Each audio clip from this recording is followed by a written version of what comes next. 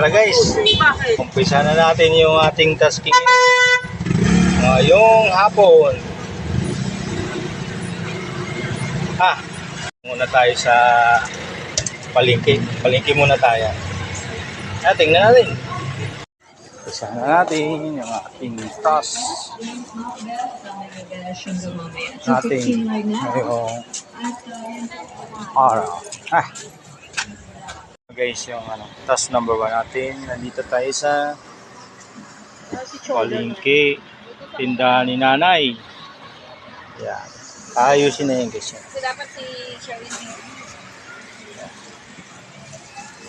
Sherwin kasi nagpunta ng Wonder Way. Ano Next na tayo guys. Tapos na yung ating task number 2 sa grocery.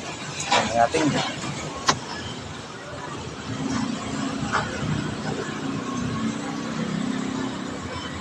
karga na natin.